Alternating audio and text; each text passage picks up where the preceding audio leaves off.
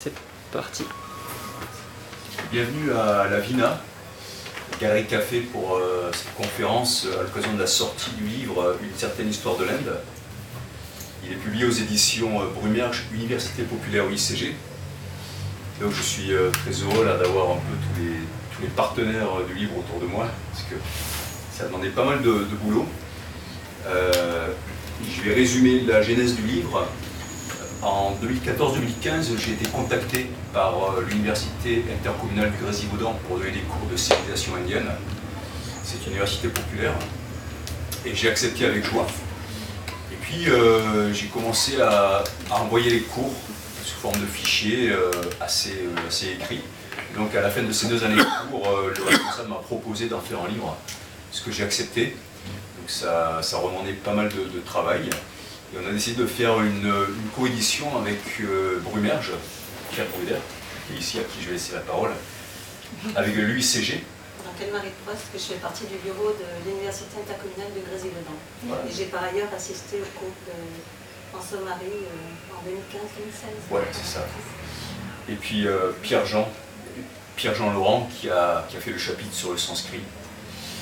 Voilà, donc c'est vraiment super de vous avoir tous les trois. Je vais peut-être laisser la parole d'abord à Anne-Marie si vous voulez présenter en quelques mots l'université. Donc l'Université intercommunale de Grésivaudan, comme l'a dit François-Marie, c'est une université populaire qui gravite sur le Grésivaudan, sur le territoire du Grésivaudan, qui propose 46 cours pour l'année prochaine. Et la particularité, c'est que les cours vont au plus près des gens, donc ils sont installés dans les communes, dans 26 communes qui accueillent ces cours. Donc ce sont des cours de lettres, arts, sciences, donc François-Marie fait partie des lettres. Il y a d'autres aussi ateliers, d'autres cours sur le Grésivaudan. La particularité aussi donc, de l'UICG, c'est d'avoir donc une commission édition. Donc elle édite un certain nombre de livres, des livres qui sont proposés par des enseignants. Des enseignants donc, qui ont donné des cours sur l'UICG, ce qui a été notre situation, notre cas. Voilà. Donc on a été ravis de pouvoir faire ce partenariat avec François-Marie et puis donc les éditions Brumerge. Voilà. Pierre, tu dis un mot sur Brumerge. Alors Brumerge, c'est une maison d'édition associative. Et on fête 10 ans bientôt, le 8 juillet. Voilà. Alors associative, ça veut dire qu'on ne fait pas de bénéfices. Quand on en fait, on soutient des micro-projets essentiellement en Inde, à Benares. Donc au catalogue, on a plus de 120 livres de tous les genres, de la poésie, au roman, et puis une certaine histoire de l'Inde. Qu'est-ce que je peux dire de plus? T'as toi voyagé en Inde, l'humanitaire, du coup ça rejoint aussi Marie. Voilà. Et on a commencé notre collaboration en 2011. Ouais. Et votre catalogue est consultable sur un site? Oui, Brumerge, on tape Brumerge, on trouve tout de suite, monsieur. Merci. Pierre-Jean Laurent. Donc j'avais invité à faire une intervention en fin 2015 ou début 2016 à l'UICG sur le sanskrit, puisqu'il est sanskritiste. Et voilà, donc suite à cela, il a mis par écrit le chapitre qui termine l'œuvre et dont je suis très content. Si tu veux dire quelque chose, c'est bon. Ok, peut-être que si tu veux tout à l'heure dire 2-3 choses, parce que parmi les grands enseignements de l'Inde, je range le sanskrit. Donc si tout à l'heure tu veux dire 2-3 choses, c'est avec plaisir. Donc Pierre-Jean était enseignant-chercheur à l'Institut national polytechnique de Grenoble. Voilà, à l'université. Disciple du maître de yoga Satchidananda, disciple proche. Il a appris le sanskrit avec Alain Porte principalement, c'est ça? Oui, voilà.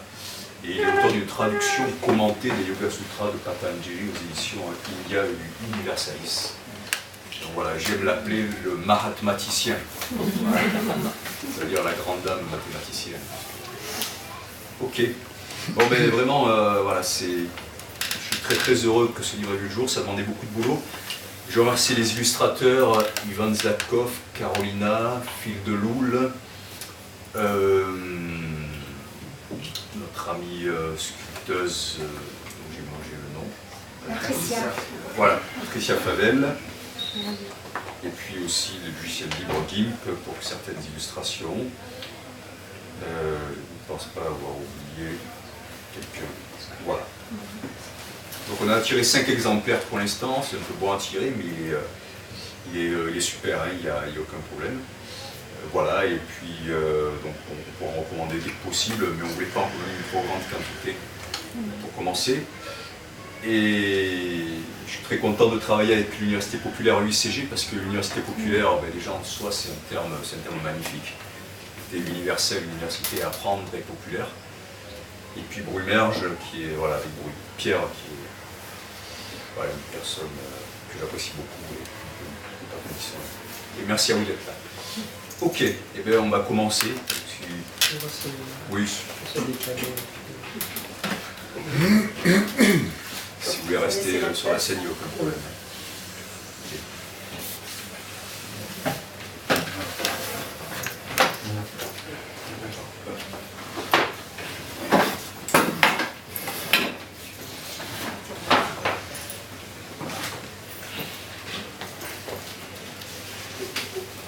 Voilà ce livre, Une certaine histoire de l'Inde. 24 €, 380 pages, un index, une bibliographie, 2 bibliographies, puisqu'il y en a une sur le sanskrit. Quelques préambules. Tout d'abord, la question de ma légitimité pour publier une histoire de l'Inde, c'est la question numéro 1. C'est la question numéro 1. Alors, d'où je viens personnellement, et voilà, pourquoi je fais une histoire de l'Inde. Pour dire d'abord parce qu'on me l'a demandé, on a bien voulu m'embaucher sans diplôme, c'est-à-dire je n'ai pas de diplôme d'indianiste, je n'ai pas fait une particulière d'études, ni la Sorbonne, ni les langues orientales, tout ça. Quel est mon parcours par rapport à l'Inde? Alors, en fait, dès que j'ai commencé à m'intéresser à la spiritualité, à 18 ans, il y avait une carte du monde dans la chambre de mon frère et il y avait le sud de l'Inde, le Karnataka, je l'ai su après, qui m'attirait comme un aimant et j'ai dit je veux aller là. Et donc j'ai commencé à abondamment voyager en Inde à partir de 1992. Je vous parlerai de mon premier contact. Séjour en ashram, un petit peu à l'ashram de Sri Sathya Sai Baba, le fameux gourou décédé en 2011.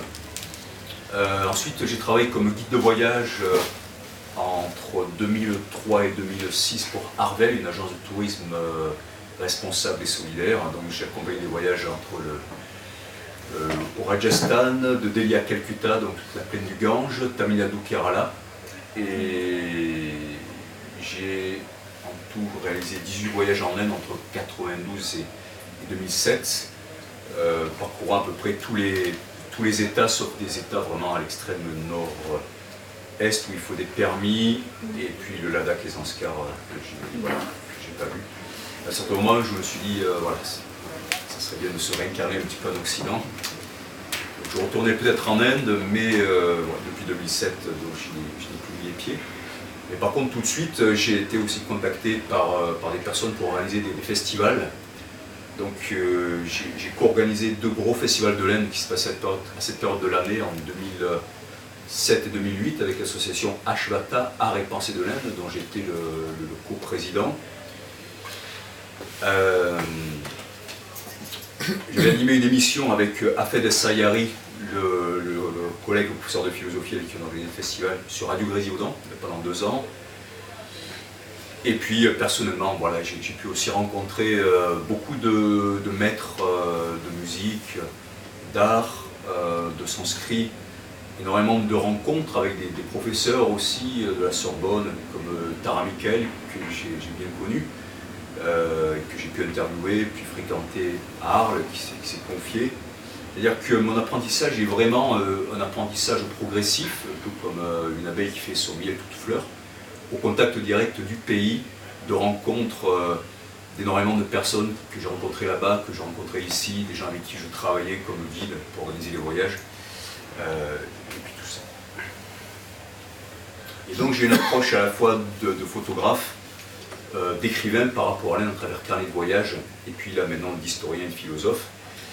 On en parlera tout à l'heure par rapport à l'idée de la triple approche qu'avaient les Grecs par rapport à la compréhension du monde.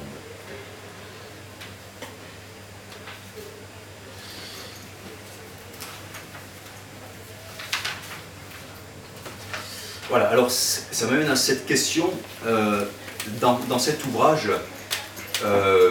et ça c'est un petit peu spontané depuis que je m'intéresse à l'histoire de l'humanité, j'ai utilisé un peu les trois axes de connaissances dont parlaient les anciens Grecs, c'est-à-dire la philosophie, l'histoire et la poésie. La philosophie, c'est la connaissance du monde par la raison, l'histoire, c'est l'expérience, et la poésie, c'est l'inspiration.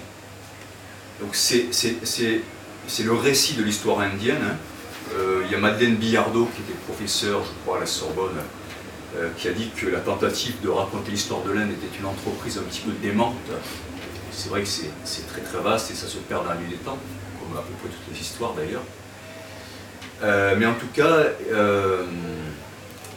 l'approche à la fois artistique, parce que je range l'art dans la poésie, l'approche philosophique de réflexion, de connaissance de la spiritualité, des voies religieuses et autres, les connaissances des faits historiques, pour moi, convergent dans la compréhension d'une civilisation.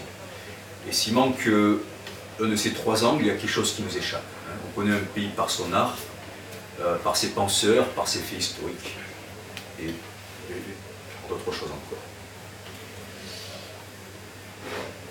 Alors, ma première rencontre en Inde, c'était une arrivée de nuit à Paharganj, à Delhi, avec mon frère. J'avais 22 ans, on ne voyait rien. On est arrivé dans un hôtel un peu miteux, il y avait un énorme arbre qui poussait au milieu de la cour. Hein. J'ai senti qu'on pouvait se perdre en Inde. Puis le lendemain, on sort de l'hôtel et là, il faisait jour et c'est comme un rideau qui se lève.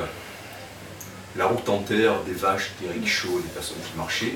Et la première personne à qui on a parlé de jour, eh bien, c'est un sadhu qui est arrivé droit vers nous, avec son rituel. Il a tenu son rituel. Nous, on a fouillé nos poches. On avait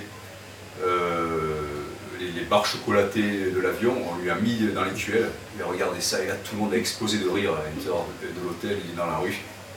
C'était vraiment l'Orient qui a rencontré l'Occident, comme si la scène avait été répétée bien en avance. Quoi. Voilà, c'était le premier contact d'un sadhu qui était venu droit vers nous. Et c'était assez rigolo. Vous pouvez expliquer ce que c'est un sadhu? Un sadhu, c'est un homme, il y a aussi des femmes sannyasines, mais c'est beaucoup plus rare, qui renonce au monde pour embrasser la vie d'ascète et chercher à fusionner son Atman avec le Brahman, quel que soit le dieu ou la divinité qu'il adore. Voilà. Donc ils vont de lieu de pèlerinage en pèlerinage. Parfois ils se retirent dans la forêt, voilà. Il y a différentes voies. Pour continuer avec les règles en histoire, il est toujours très important parce qu'aujourd'hui, vous savez, on est passé dans le postmoderne. Je me suis servi un peu de guide, pour ne rien oublier d'important au cours de ces 2 années, d'un livre de Michel Angot, qui est professeur d'université à Paris, et qui lui dit que l'Inde en fait est un concept récent et qu'il n'y avait pas d'idée de l'Inde avant les Anglais. C'est-à-dire qu'en gros, c'est les Anglais qui ont peut-être fait prendre conscience à l'Inde quelle était l'Inde. Bon, bref. Et ça, cette vision qui est post-historique et post-moderne, je la récuse complètement. Pour moi, c'est une tentative de tout penser à partir de notre modernité, de tout déconstruire, de dire qu'il n'y a plus d'âme des peuples, qu'il n'y a plus de choses qui constituent. Voilà, on est dans l'ère du soupçon, tout ça, et pour moi, c'est extrêmement insidieux. D'abord, c'est pas un occidental de dire si l'Inde est une idée récente ou pas. Surtout pas quelqu'un qui a été formé à l'école du matérialisme historique. Et puis surtout, on a pu voir qu'à travers les siècles et les siècles, à chaque fois qu'il y avait un envahisseur avec une culture autre que celle de l'Inde, il s'en prenait quand même à toute une population, en dénonçant énormément de choses, du Cachemire jusqu'au Cap Comorin et du désert du Thar au Pakistan jusqu'au golfe du Bengale. C'est bien qu'il y avait une identité indienne.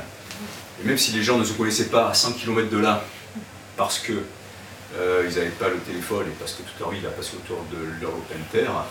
L'oppression qu'ils ont subie de la part de quelqu'un qui ne se disait pas indien, elle était bien réelle de la même façon que même si au fin fond de la Bretagne ou des Alpes on ne parlait pas français, on envoyait les Français se battre contre les Allemands et mourir les premiers dans les tranchées. Voilà. Donc moi je dis, il y a bien une Inde très ancienne avec un génie de l'Inde, ça existe, hein, et on va voir, d'ailleurs on va le voir à travers cette conférence. Donc pourquoi je dis ça? Parce que dans l'étude de faits historiques, il faut toujours élargir le regard à travers l'espace et le temps, pour voir si une vision tronquée de l'histoire qu'on cherche à nous faire avaler est juste ou pas. C'est-à-dire qu'il faut avoir la traçabilité, c'est comme en économie, il faut avoir la traçabilité de quelque chose, hein.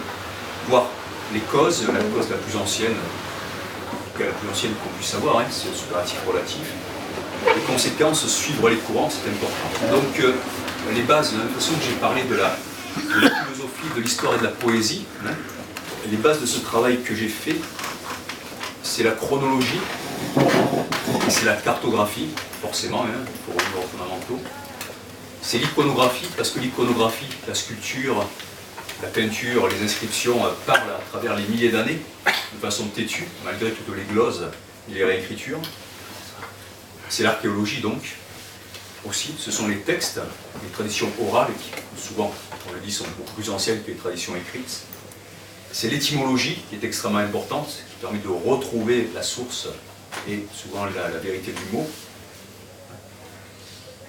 Ce sont les mythes qui se transmettent, c'est l'histoire des peuples avec aujourd'hui la génétique, dont je me méfie beaucoup par rapport à certains aspects, mais qui est très intéressante quand il s'agit d'évoluer l'évolution de l'ADN d'un peuple conquis, la façon dont il a été à moitié exterminé, et on y reviendra.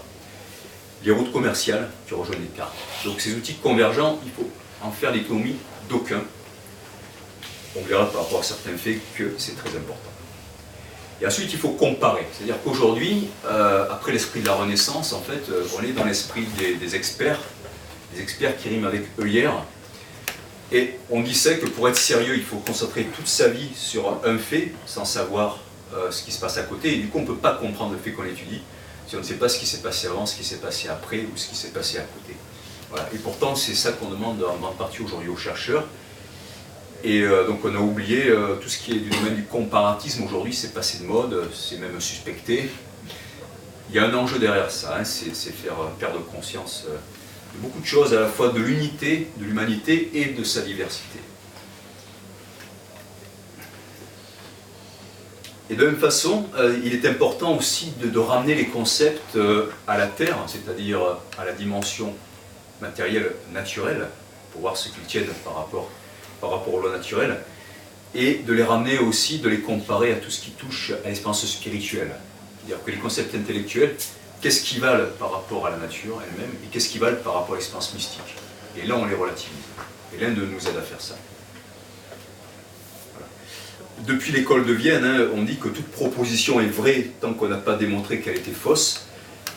Le problème, c'est que les outils autorisés pour invalider une proposition faite par quelqu'un qui a le titre de scientifique, ce sont les outils que lui-même lui impose, et par définition, donc il ne peut pas avoir une démonstration qui soit acceptée, puisque c'est lui qui fait les règles du jeu. C'est comme un tribunal qui demande à quelqu'un qui est innocent de se défendre avec les armes que lui donnera, et qui le manipule en réalité. Voilà. On ne peut pas se défendre avec les armes de l'oppresseur.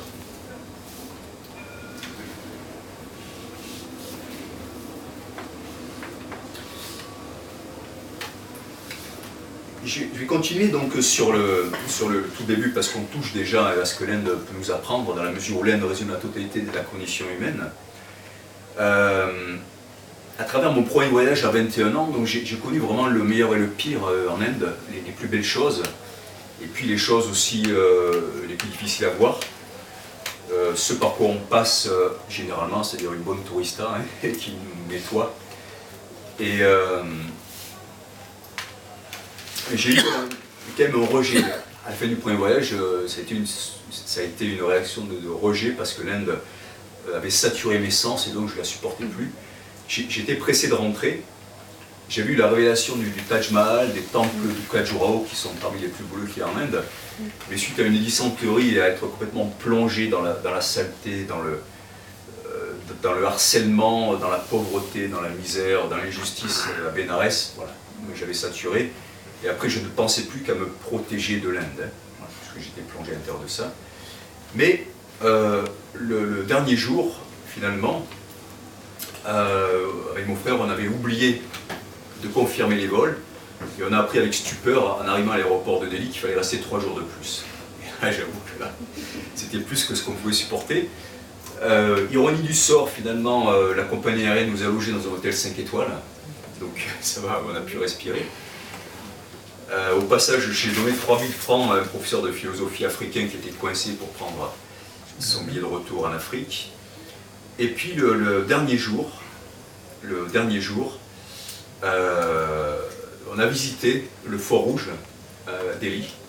Et là, ça a été une révélation qui m'a mis dans un état de grâce qui a duré plusieurs mois en rentrant ensuite en France. Donc, quelque part, j'ai été sauvé in extremis par la beauté de l'art moghol, hein, qui reprend les géométries, la philosophie soufie, le mysticisme soufi. Hein. Et heureusement, j'ai pu repartir pacifié avec l'Inde. Et ça a été un grand enseignement de l'Inde par la beauté. Hein. C'était un lieu musulman, mais universel par la beauté et par le mysticisme.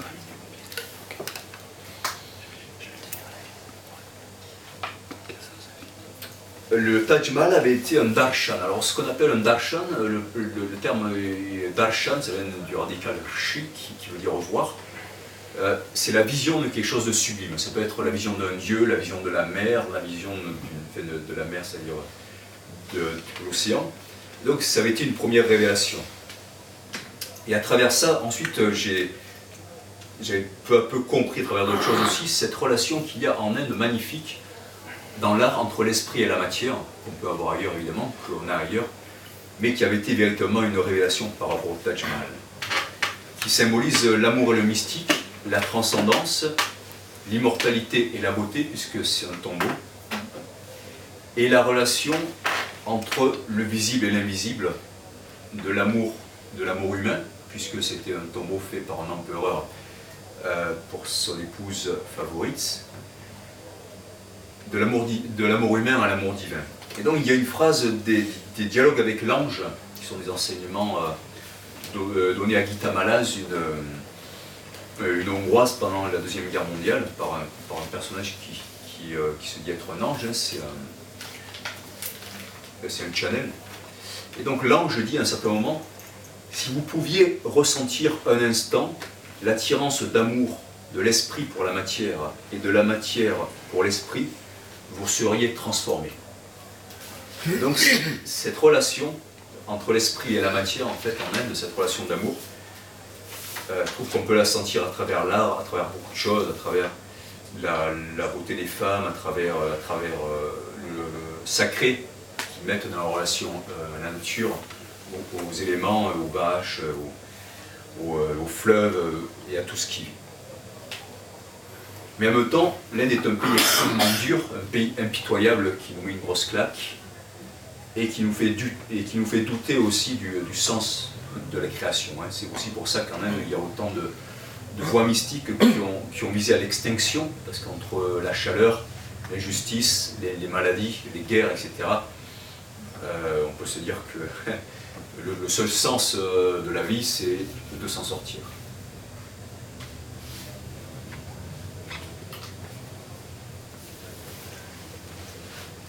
Et donc, l'Inde nous apporte l'impression de faire partie d'une histoire, d'une mémoire extrêmement ancienne, aux enjeux et aux affrontements gigantesques, surtout quand on débarque, je trouve, dans le nord de l'Inde. On sent qu'on est au cœur de quelque chose de vraiment immense, qui nous dépasse en tant qu'occidental, et que les choses se sont jouées ici par rapport à l'Europe, à une échelle beaucoup plus grande.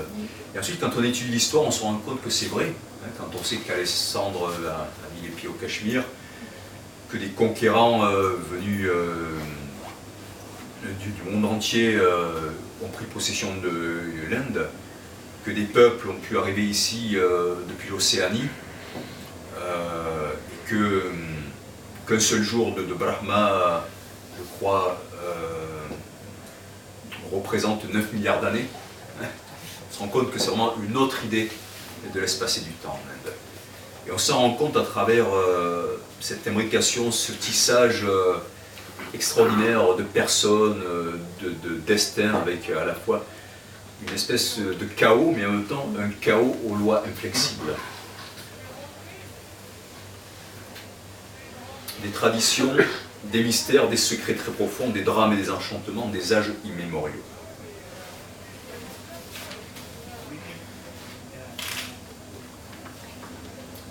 Un des enseignements de l'Inde, c'est aussi le karma yoga. Le karma yoga, c'est le yoga de l'action. Le terme karma veut dire action. Et ça, je l'ai découvert aussi après avoir eu d'abord cette réaction fusionnelle devant la beauté de l'Inde, de la dignité qui se dégageait de ses habitants, les vieux couples, etc. La beauté des temples shivaïstes ou jain de Khajuraho, des temples érotiques, la beauté du Taj Mahal. Après, ça a été le Roji à Benares, une semaine au Népal pour se reprendre, et puis en arrivant dans l'ashram de Sai Baba dans le sud de l'Inde, finalement, c'est le karma yoga que j'ai découvert, c'est-à-dire le yoga de l'action, à travers l'aide de l'ashram, et ça aussi, c'est... L'Inde, là, c'est pas les personnes qui sont là et qui font de l'humanitaire en Inde ou ailleurs qui me contrediront. Les personnes qui habitent en Inde depuis longtemps, généralement, font de l'humanitaire. Parce qu'ils se rendent compte que c'est difficile d'être là simplement un spectateur. Donc ils cherchent à aider par les moyens qu'ils peuvent, même si les humanitaires sont considérés en Inde un peu parfois comme des fous. Il y a toujours une humanitaire en Inde, mais il y a aussi beaucoup d'indifférence et beaucoup de dureté. Et ce sont malheureusement souvent les Occidentaux qui font l'humanitaire. Parce que l'Indien, à cause d'un sentiment de fatalisme, ou de peur du candidato, ou par peur des représailles des mafias ou de ceux qui ont intérêt à ce que la justice continue, c'est pas toujours ceux qui s'engagent le plus dans l'humanitaire. Ils ont beaucoup à faire avec eux, mais aussi avec la question des castes, de ce genre de choses. Eh bien, voilà, c'est malheureusement pas toujours ceux qui s'engagent le plus dans l'humanitaire, même s'il y a des personnes magnifiques que j'ai rencontrées, bien évidemment. Et donc on se rend compte à travers le karma yoga que c'est ça aussi qui nous permet de continuer à vivre bien en Inde, en agissant et en servant la population. Et puis aussi, j'avais rencontré ce livre à la chambre de Sai Baba, Christ in Kashmir, le Christ au Cachemire, où soudain j'avais lu qu'il pouvait y avoir le tombeau du Christ au Cachemire, selon une tradition soufie. Et c'est quelque chose qui m'a redonné envie d'aller en Inde, car je me suis retrouvé coincé à l'aéroport, et puis ensuite à Delhi. Je me suis dit, mais finalement, peut-être qu'on va avoir le temps d'aller au Cachemire. Et je me suis dit, mais il y a encore des mystères, il y a encore des choses très importantes. Et voilà, ça j'en parlerai tout à l'heure par rapport à la naissance du bouddhisme Mahayana, de la relation entre le monde grec, chrétien et bouddhiste. C'est aussi la première rencontre que j'ai faite et qui quelque part m'a annoncé des années ensuite de recherche sur les origines des religions.